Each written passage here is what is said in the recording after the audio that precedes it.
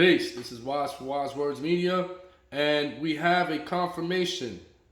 We are getting Devin Haney versus George Kambosos Part 2 on October 15th of 2022.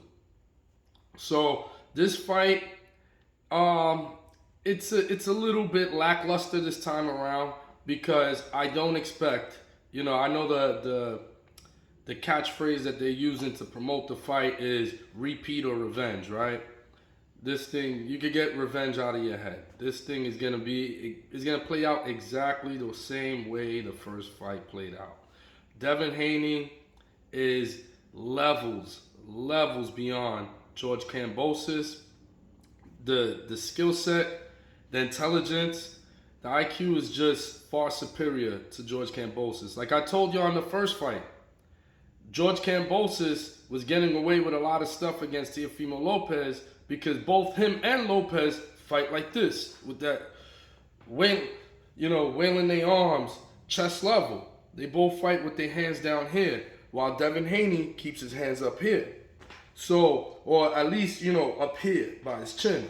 So Devin Haney also pops his jab a lot. He's an active fighter, always constantly keeps his jab. And if your hands is flailing down here, that reaction time to pick up your hand for the jab is non-existent. You're gonna eat jabs all night. And that's what we saw the first fight.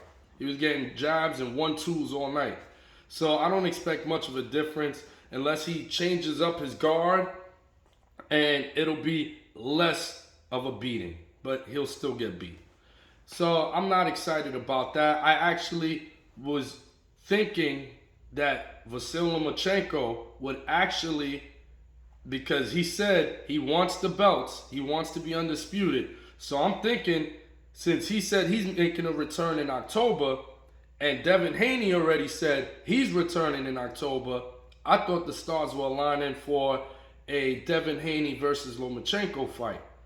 However, that's not the case. Lomachenko, unlike his countryman, because I don't want to hear the excuse that, Lomachenko was out fighting a war or whatever. Did you just see what happened this past weekend? Alexander Usyk was also in the trenches over there, rifled up, defending his country. And Usyk came from Ukraine to fight Anthony Joshua, one of the top heavyweights in all of boxing. He went straight to one of the top tier guys. So Lomachenko, you already had a tune-up fight against Richard Comey. So now you want to come back and get another fight against the guy's young. He's young, unbeaten Puerto Rican fighter by the name of Jermaine Ortiz. I don't know much about him except the fact that Jamel Herring, the Marine, Semper Fi Herring, when he lost to Shakur Stevenson, his comeback fight was against Jermaine Ortiz, and Jermaine Ortiz pulled the upset and beat Jamel Herring. So that's like his biggest fight to date. He's only got like 16 wins. He's undefeated. He's like 16-0, and I think he has a draw. But still, pretty young and inexperienced to get inside there with a Lomachenko. We'll see what happens, because every fighter has a puncher's chance.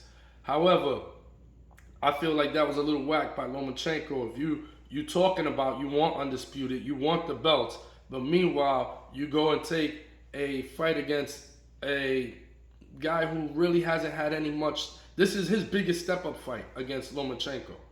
And, he doesn't have experience like that. He's 16-0, so he's got about like 17 fights under his belt. So kind of a weak move by Lomachenko, but in any event, we'll see if he gets past Jermaine Ortiz.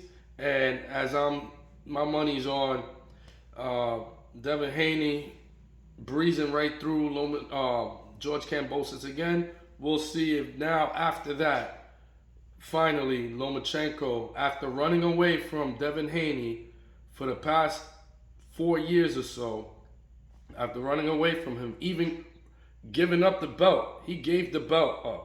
He dropped the WBC belt when Devin Haney became his mandatory. He just gave the belt up just to not fight him. So on that note, we're going to wrap it up. Wise for Wise Words Media. Stay tuned. Peace.